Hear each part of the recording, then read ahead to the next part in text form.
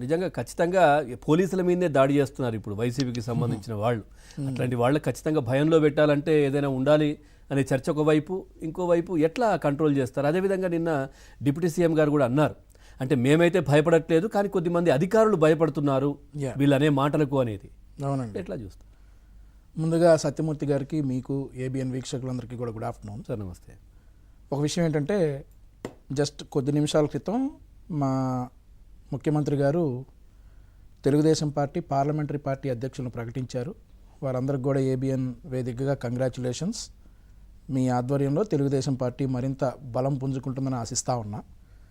సరే, ఇక మన టాపిక్లోకి వెళ్తే సార్ మా ఉద్దేశం, కూటమి ప్రధాన ఉద్దేశం ఏంటంటే, తెలుగుదేశం పార్టీ, బీజేపీ, జనసేన ప్రధాన ఉద్దేశం ఏంటంటే సేఫర్ సేఫెస్ట్ ఆంధ్రప్రదేశ్ అన్ని రంగాలకి అనుకూలంగా ఉండాలి అని మేము ముందుగా భావించి, రాష్ట్రంలో ప్రధాన సమస్య అయినటువంటి గాంజా మీద మేము అధికారంలోకి వచ్చిన మొట్టమొదటి రోజు నుండి జూన్ 4వ తారీఖు నుండి దాని మీద ఉక్కుపాదం మోపటం జరిగింది. దాదాపుగా 90% గాంజా కంట్రోల్ అయ్యింది. మీరు ఇప్పుడు చూస్తున్నవన్నీ కూడా జగన్మోహన్ రెడ్డి గారి హయాంలో ఉన్న 90% పోయి 10%కే ఈ అరాచకాలన్నీ. అదే గనక గాంజా మీద గనక మేము ఇంత ఉక్కుపాదం మోపకుండా దాన్ని వదిలేసినట్లయితే ఇంకా స్టేట్ ఎలా అయిపోయేదో ఒకసారి ఆలోచించవచ్చు. గతంలో ఆ పరిస్థితులు ఉన్నాయి, మీరు చూసుకోవచ్చు. విశాఖపట్నం ఎంపీ కుటుంబాన్ని కూడా కిడ్నాప్ చేసినటువంటి సందర్భం గతంలో. ఈరోజు విశాఖపట్నం ఎలా ఉందో చూసుకోవచ్చు. కేవలం కూటమి అధికారంలోకి వచ్చినటువంటి 18 నెలల్లో 90% గాంజాని అరికట్టాం. మరో 10% ఉంది.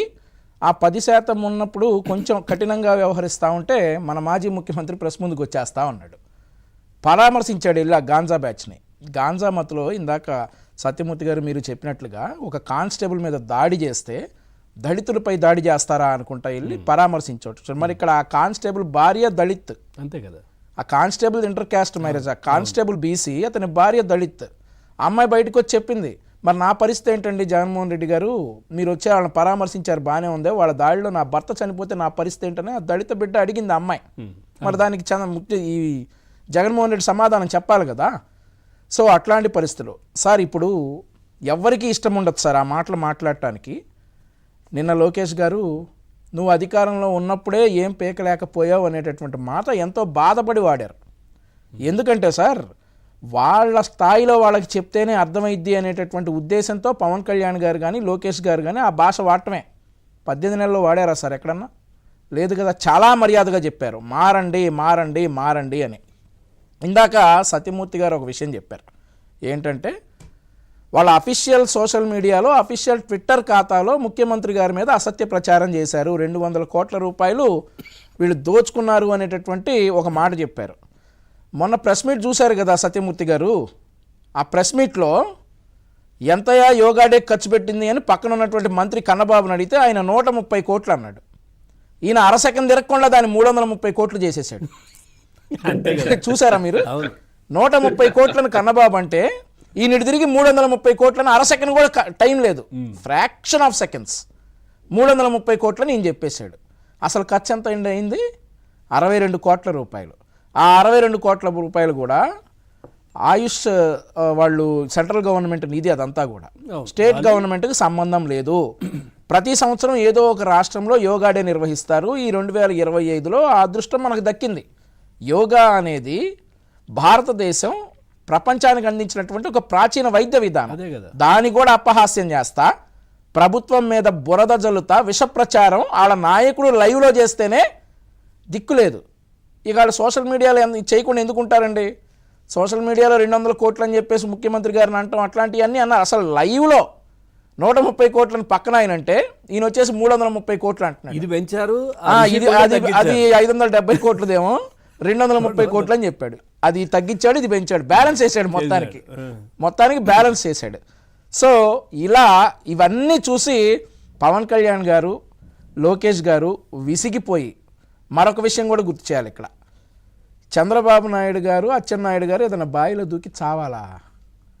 ఈయన మాట్లాడే మాటలు, పోయినసారి ప్రెస్ మీట్లో ఈయన మాట్లాడే మాటలు, ఇంకోటి ఈసారి ఏమో చంద్రబాబు నాయుడు గారికి తోలుమందమా? ఇట్లాంటివి అంట చూస్తే ఊరుకోవాలా? నా ఉద్దేశం ఏంటంటే అండి, నా పర్సనల్ ఉద్దేశం, లోకేష్ గారు, పవన్ కళ్యాణ్ గారు ఇలా 18 నెలల ముందే రియాక్ట్ అవ్వాల్సింది. ఎప్పుడైతే ఢిల్లీ వెళ్ళి 32 మంది మా కార్యకర్తలను ఇప్పటికే చంపేశారని జూన్లో మేము అధికారంలోకి వస్తే జులైలో చెప్పాడో, జులైలో ప్రెస్ మీట్ ఢిల్లీ వెళ్ళి ఒక ధర్నా లాంటిది పెట్టుకొని రెడ్ బుక్ మమ్మల్ని ఇట్లా చేస్తున్నాడు అట్లా చేస్తున్నాడని ముఖ్యమంత్రి స్థాయి జగన్మోహన్ రెడ్డి ఢిల్లీలో ప్రెస్ మీట్ పెట్టి మా కార్యకర్తలను ఇప్పటికే 32 మందిని పొట్టన పెట్టుకున్నారు చంపేశారని అన్నాడు. వాళ్ళ పేర్లు చెప్పమంటే లేదు.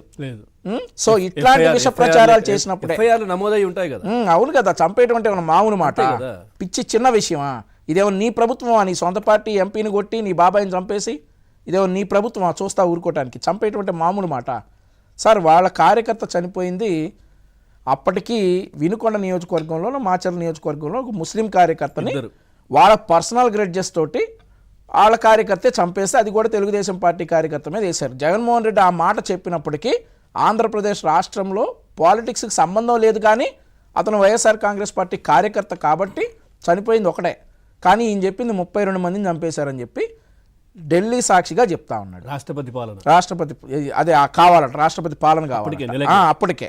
సో ఈ వ్యాఖ్యలన్నీ చేసినప్పుడే పవన్ కళ్యాణ్ గారు, లోకేష్ గారు అలా రియాక్ట్ అయినట్లయితే మరి ఏమైనా బుద్ధి వచ్చి మారేవాడేమో. మళ్ళీ సార్ ఇంకొకటి, 1,04,11,136 సంతకాలు అంటా ఉన్నాడు. బిఆర్ అంబేద్కర్ గారి విగ్రహం సాక్షిగా ఆ సంతకాలు తీసుకుని ఆయనకు సమర్పించాడు. ఆ తర్వాత మన రాష్ట్ర ప్రథమ పౌరుడైనటువంటి గవర్నర్ గారికి కూడా ఆ సంతకాలు ఇచ్చాడు. 1,00,000 తీసేయండి సార్ పైన, 4,11,136 మంది ఆధార్ కార్డులు, ఫోన్ నెంబర్లు బయట పెట్టమనండి, అంతే తెలిసిపోతుంది. ఇప్పుడు 1,04,11,136 సంతకాలంటే నియోజకవర్గానికి 59,492 సంతకాలు. అది మా పొన్నూరు నియోజకవర్గం తీసుకుందాం సార్. సరే దగ్గర 60,000 సంతకాలు, 508 సంతకాలు తక్కువ, 60,000 సంతకాలు. 3 మండలాల్లో 20,000 సంతకాలు, మా 3 మండలాలు 20,000 సంతకాలు. మా ప్రాంతంలో 2,000 ఓట్లు ఉన్నాయి. 2,000 ఓట్లు అంటే గట్టిగా మా ప్రాంతంలో ఒక 200 సంతకాలు చేయించి ఉండాలి, ఒకటి కూడా చేయలే. మా వాళ్ళు ఎవరు, మా వైఎస్ఆర్ కాంగ్రెస్ పార్టీ ఇన్ఛార్జిని కావచ్చు, నాయకులు కావచ్చు, ఎప్పుడు మా వీధుల్లో తిరిగింది లేదు, సంతకాలు అడిగింది లేదు. అక్కడ ఉన్నటువంటి వైఎస్ఆర్ కాంగ్రెస్ పార్టీ వాళ్ళు కూడా గ్రామ స్థాయిలో మాతో బాగానే మాట్లాడతారు. సో వాళ్ళని అడిగితే మేము ఎప్పుడు సంతకాలు చేయలేదు, మరి మా దగ్గరికి ఎవరు రాలేదు, వాళ్ళే చేయలే.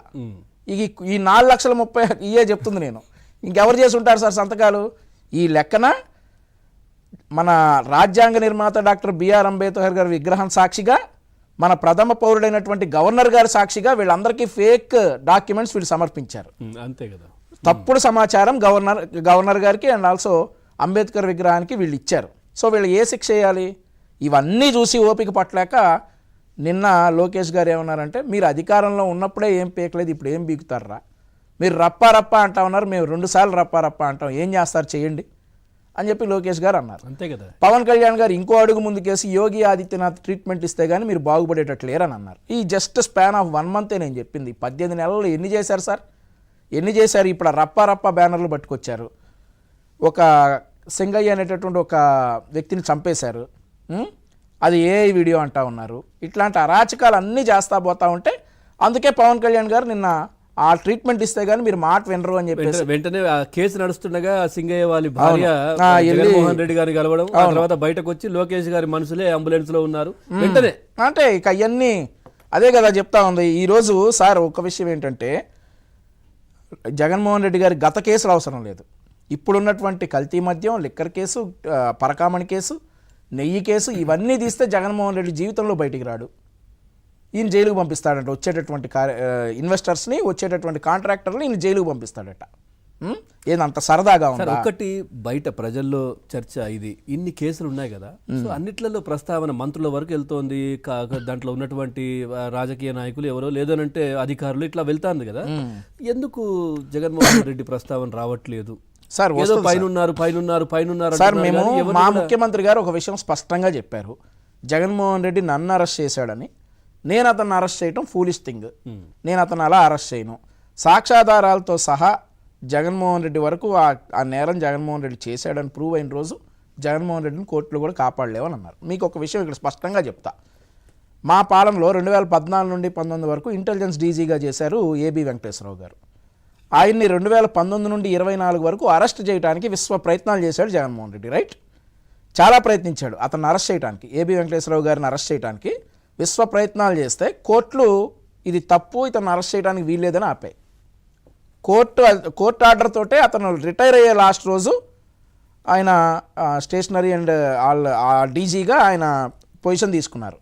మా పాలనలో ఇంటెలిజెన్స్ డీజీగా పనిచేసినటువంటి వ్యక్తి. సరే 2019 నుండి 24 వరకు సిఐడి చీఫ్లుగా పనిచేసినటువంటి పివి సునీల్ కుమార్ గారు కావచ్చు, సంజయ్ గారు కావచ్చు, ఆ తర్వాత ఇంకొక వ్యక్తి పిఎస్ఆర్ ఆంజనేయులు గారు కావచ్చు, మిథున్ రెడ్డి గారు కావచ్చు, చెవిరెడ్డి భాస్కర్ రెడ్డి గారు కావచ్చు, నిన్న మొన్న జైలుకి వెళ్ళినటువంటి పిన్నెల రామకృష్ణారెడ్డి గారు కావచ్చు. సుప్రీంకోర్టు ఏం చెప్పింది సార్? లేదు, మీరు లొంగిపోవాలని చెప్పింది. అవునా? మా పాలనలో కోర్టులు కాపాడినాయి, ఇది అన్యాయం, ఇతను అరెస్ట్ చేయడానికి వీల్లేదు అని. వీళ్ళ పాలనలో నేను చెప్పిన పేర్లన్నీ 2 సిఐడి చీఫ్లు, ఒక ఇంటెలిజెన్స్ చీఫ్, ఒక ఎమ్మెల్యే, 2 ఎమ్మెల్యేలు పిన్నెల్లి చెవిరెడ్డి, ఒక ఎంపీ మిథున్ రెడ్డి. వీళ్ళని కోర్టు ఏం చెప్పిందంటే మీరు లొంగిపోవాల్సిందే. సుప్రీంకోర్టు వరకు వెళ్ళినాకే కదా సార్ వీళ్ళు బెయిల్ రాక సంజయ్ గారు కావచ్చు, చెవిరెడ్డి గారు కావచ్చు, మిథున్ రెడ్డి గారు కావచ్చు, వెంకటరామరెడ్డి గారు కావచ్చు, పిన్నెల రామకృష్ణారెడ్డి గారు కావచ్చు లొంగిపోయింది. సుప్రీంకోర్టు చెప్పకుండా లొంగిపోయారా? మా కక్షా రాజకీయాలతో మేము అరెస్ట్ చేసాం. అంతే కదా. సో అది తేడా పాలనకి. సో ఆ తేడా ఉంది. సో ఇప్పుడు జగన్మోహన్ రెడ్డి గారిని కూడా అతని నేరాలు రుజువు అవుతాయి, డెఫినెట్లీ విచారణ సాగుతుంది. ఇదేం చిన్న కేసులు కాదు, 1-2 సార్లు చూసుకుని చేసుకోవాలి సార్. ఇప్పుడు జోగి రమేష్ ఉన్నాడు సార్, జోగి రమేష్ మీద అరెస్ట్ అయినటువంటి అతను ఎవరు sir? Liquor case Janardhan Rao చెప్పిన వెంటనే జోగి రమేష్ని ఏమైనా అరెస్ట్ చేసామా మేము? కాదు కదా. సాక్ష్యాధారాలు అన్నీ వచ్చిన తర్వాత జోగి రమేష్ గారిని ఏ సెక్షన్ కింద అరెస్ట్ చేస్తున్నామో చెప్పి అతనికి బెయిల్కి వెళ్ళే అవకాశం కూడా ఉంది. అతను బెయిల్కి వెళ్ళినా బెయిల్ రాకపోతే అప్పుడు అరెస్ట్ చేశాం. కానీ చంద్రబాబు నాయుడు గారి విషయంలో వీళ్ళు ఏంటి సార్ చేసింది? నంద్యాలలో అప్పటికప్పుడు ఏ కేసు మీద అరెస్ట్ చేస్తున్నారో కూడా తెలియకుండా నోటీసే లేదు, సాయంత్రం వరకు తెలియదు సార్ చంద్రబాబు నాయుడు గారిని ఏ కేసులో అరెస్ట్ చేశారో. సాయంత్రం కోర్టుకు వెళ్లే ముందు స్కిల్ డెవలప్మెంట్ కేసు అని చెప్పి అప్పుడు చెప్పారు 330 కోట్లు అన్నారు. అప్పుడు కోర్టుకు సమర్పించినటువంటి దాఖలాల్లో 2 కోట్లు కూడా సమర్పించలేకపోయారు. తర్వాత వెతుకుతున్నాం. సో ఇట్లాంటి పాలన, ఆ పాలన ఇప్పుడు ప్రశాంతంగా మేము ఇన్వెస్ట్మెంట్స్ తీసుకొస్తా ఉంటే, రాష్ట్ర యువతకు ఉద్యోగాలు చేస్తూ ఉంటే వీళ్ళు కోర్టులో పిల్లేస్తా కూర్చున్నారు.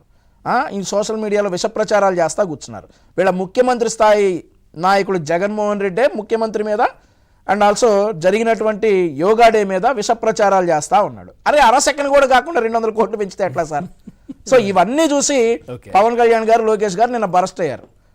మా ఉద్దేశం ఒకటే sir, safest Andhra Pradesh is our motto. దానికోసం పవన్ కళ్యాణ్ గారు చెప్పినట్లు అలా చేయాల్సి వస్తే చెయ్యాలేమో మరి డెఫినెట్లీ. సత్యమూర్తి గారు, ఇందాక మన వంశీ గారు అన్నట్టుగా ఈ యోగా డే గురించి అంటే జగన్మోహన్ రెడ్డి గారి ప్రస్తావన బయట కూడా చాలామంది అంటే విషయాలు బయటకు రాలేదు కావచ్చు, కానీ యోగా టీచర్లో లేదంటే వీళ్ళందరూ కూడా చాలా ఆయన